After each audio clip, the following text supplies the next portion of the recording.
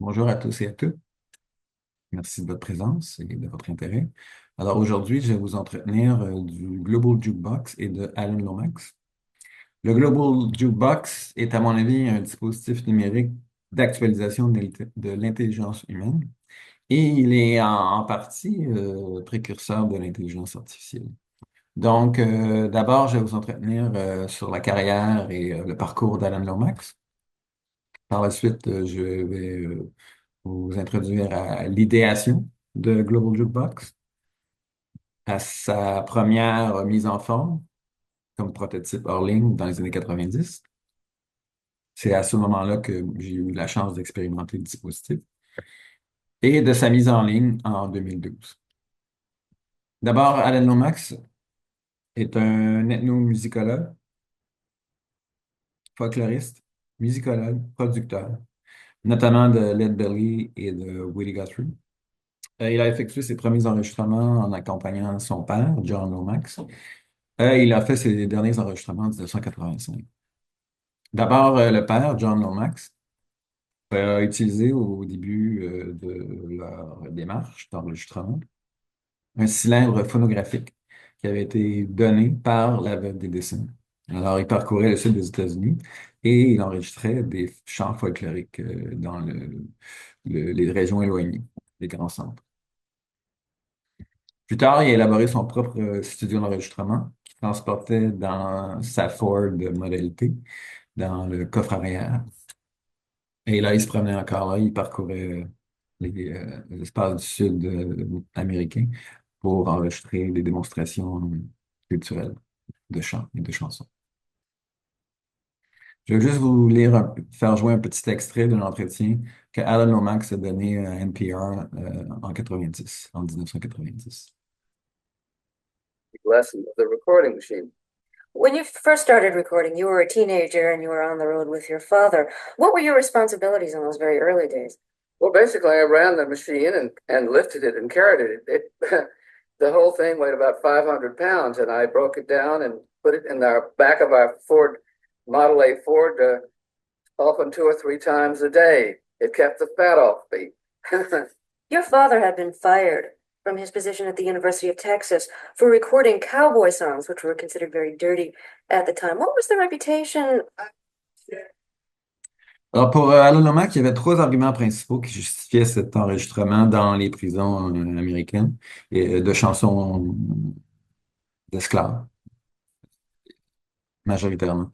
D'abord, malheureusement, les prisonniers étaient isolés, donc ils n'étaient pas influencés par la musique du moment, par le jazz, entre autres. Donc, il y avait une valeur patrimoniale, un héritage patrimonial assez exceptionnel. Ensuite, c'est qu'il y avait l'intuition, Alan Max avait l'intuition que ces chants, ces chansons étaient fondateurs et fondatrices de la musique américaine. Une intuition qui s'est trouvée validée plus tard par des musicologues folkloristes. Alors, je vais juste vous faire entendre un extrait de chanson et un extrait d'un documentaire qui a été tourné sur ce travail. Irene, good night. Good night, Irene. Good night, Irene. I guess you're in my dreams. That's fine, Led Belly. You're a fine songster. La troisième raison, c'était pour Alan Lomax, qui justifiait cette démarche d'enregistrement et de préservation culturelle, c'était de donner un espace de diffusion, des moyens de production qui étaient habituellement pas disponibles pour un genre de musique et certaines régions des États-Unis. Alors encore un petit extrait. I'll sing one word, try it. I'll make a mess out of it. Are we ready? Ready.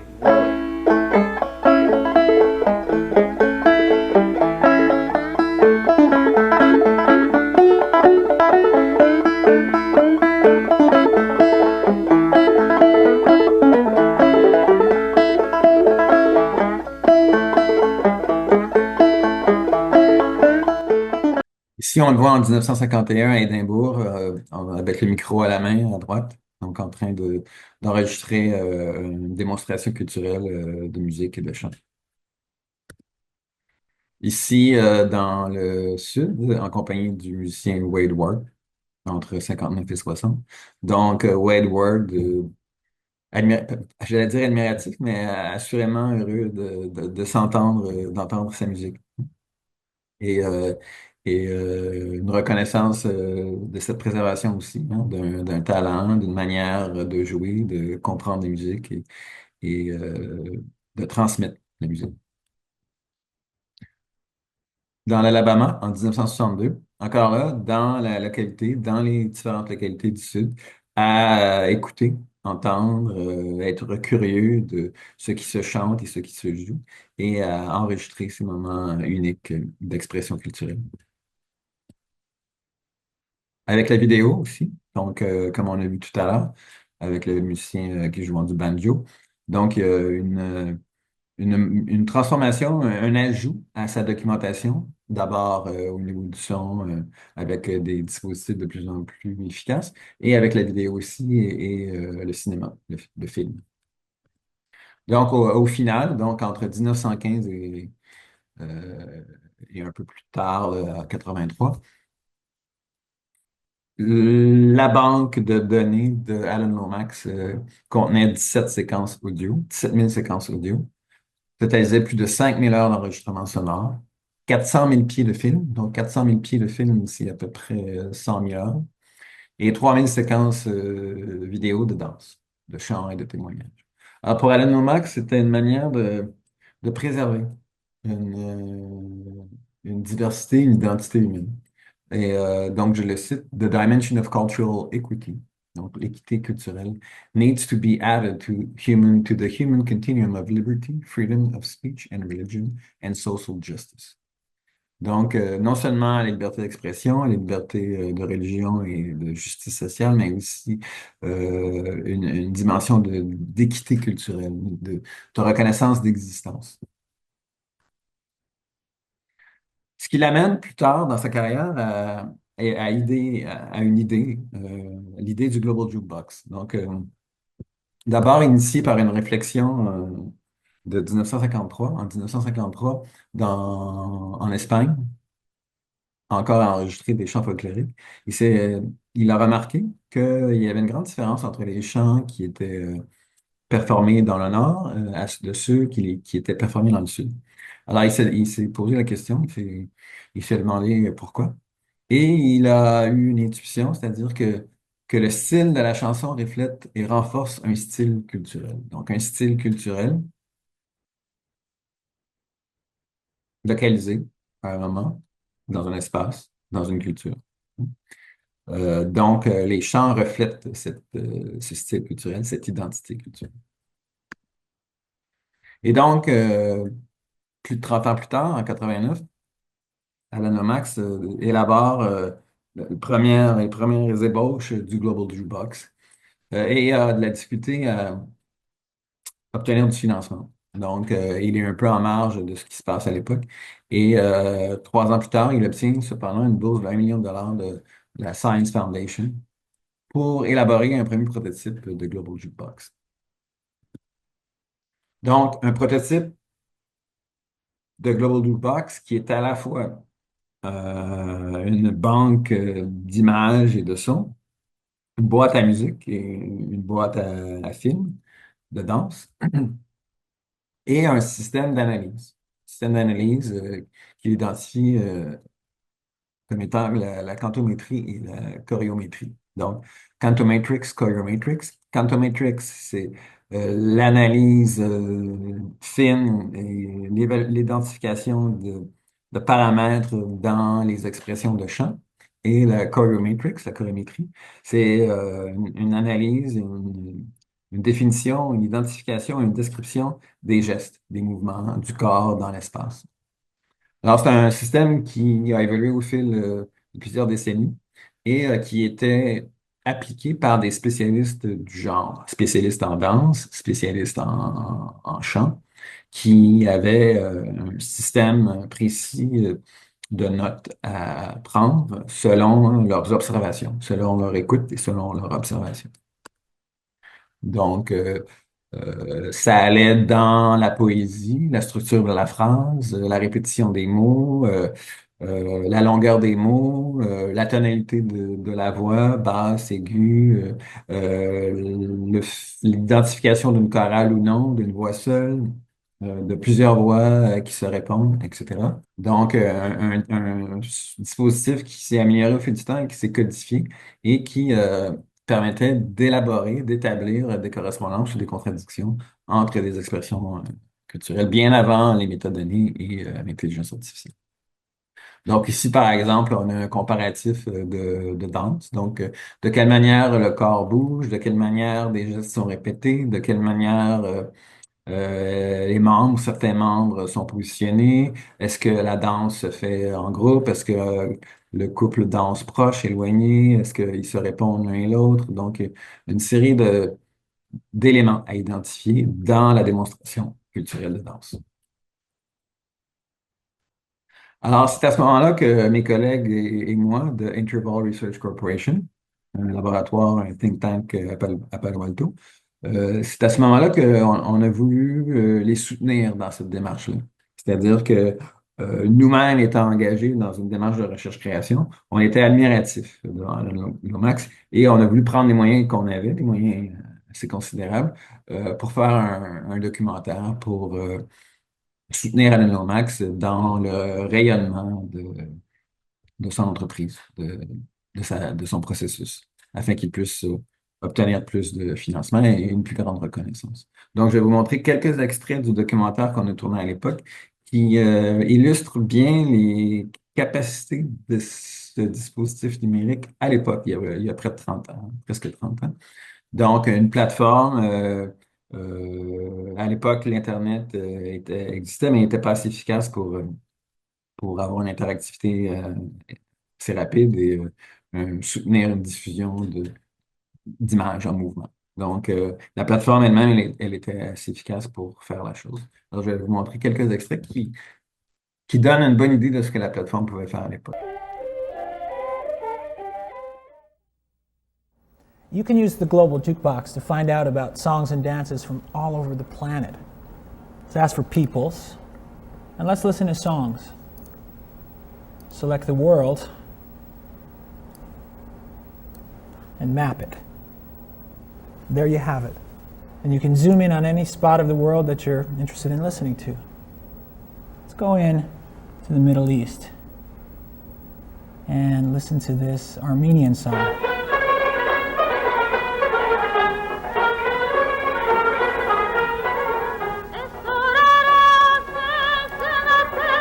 And travel over across the Atlantic.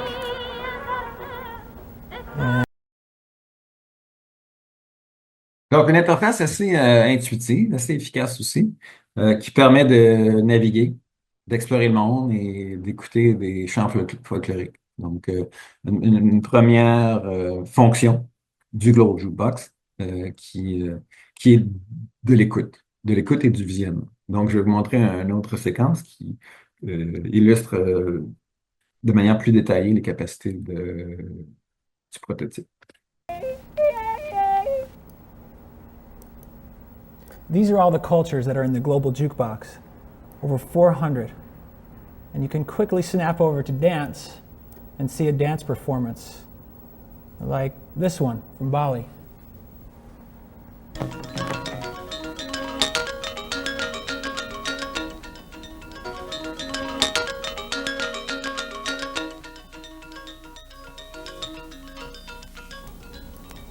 Or go to Southern Africa and see this. Donc aujourd'hui, ça Joker peut dance. sembler banal, mais à l'époque, c'était remarquable. OK?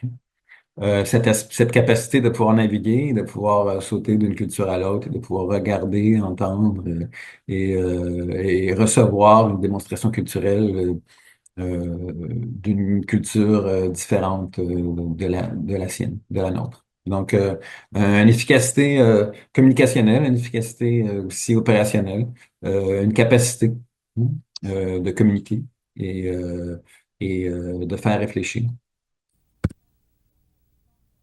A song's style can be described using this Cantometric coding sheet. All 5,000 plus songs in the Global Jukebox have been coded this way. Song performances can be given ratings on any of 37 variables, such as vocal rhythm, tempo, volume, and a whole range of vocal qualities, such as embellishment, raspiness. Using variables like these, you can compare song performances from all cultures throughout the world. Donc, cette comparaison de tonalité, de rythme, de qualité, d'expression culturelle par la chanson et le chant, permettait d'établir des correspondances ou d'identifier des correspondances sans offrir une explication limitée ou étroite. Donc, par exemple, ce que Alan Lomax avait remarqué, c'est que dans les cultures qui ont beaucoup de collaboration, par exemple, lorsque la chasse est faite en groupe et collaborative plus qu'individuelle, les démonstrations de chant sont faites par des voix plus aiguës.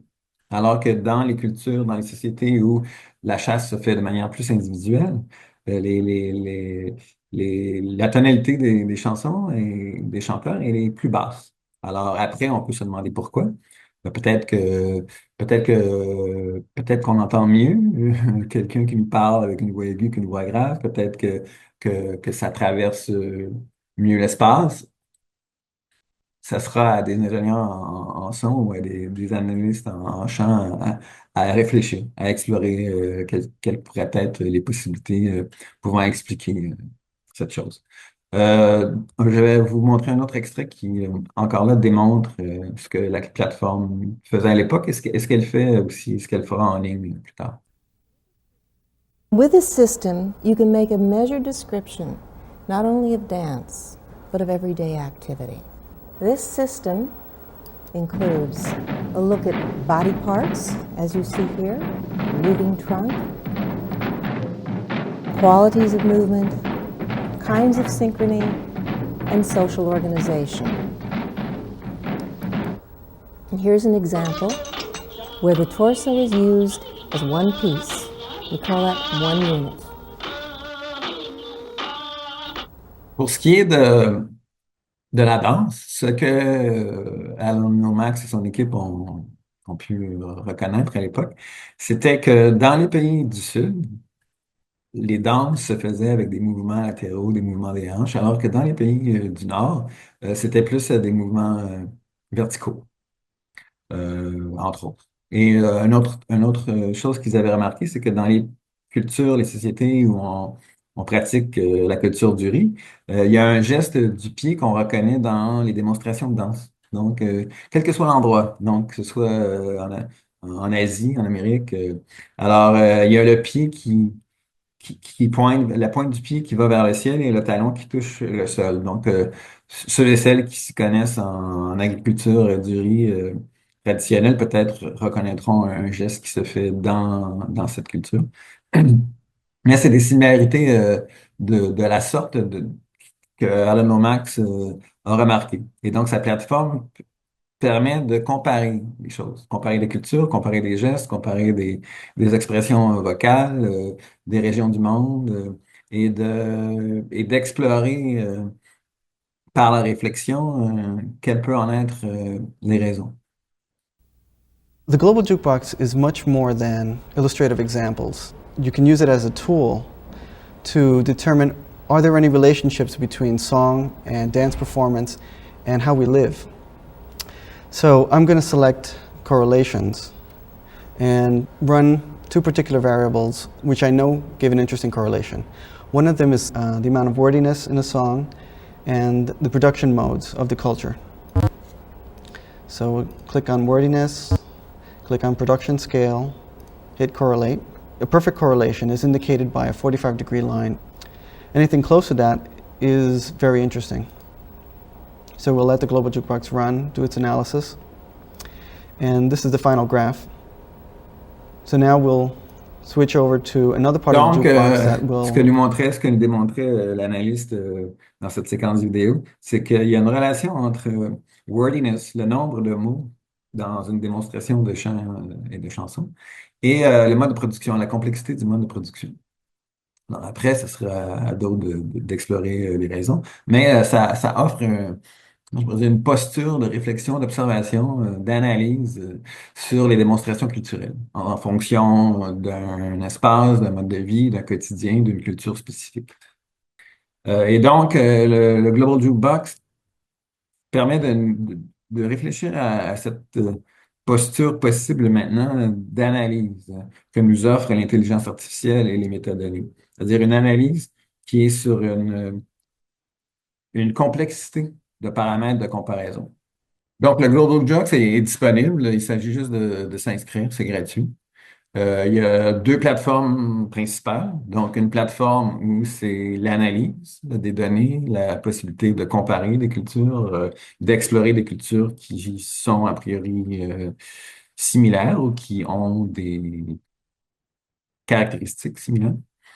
Et d'aller aussi sur le Global Jukebox en tant que tel pour explorer la musique du monde. Allons voir rapidement la musique du monde. Une certaine région du monde, le sud des États-Unis, qui est le départ de l'entreprise d'Alan Lomax. Donc, une interface très efficace, assez simple à comprendre, donc assez simple aussi à naviguer. On clique sur une région qui nous intéresse.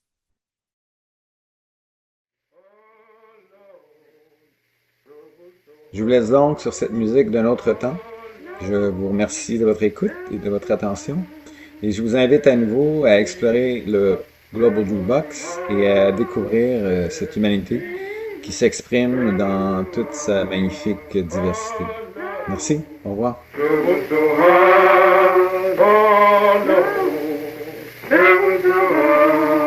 Don't nobody know my trouble begun.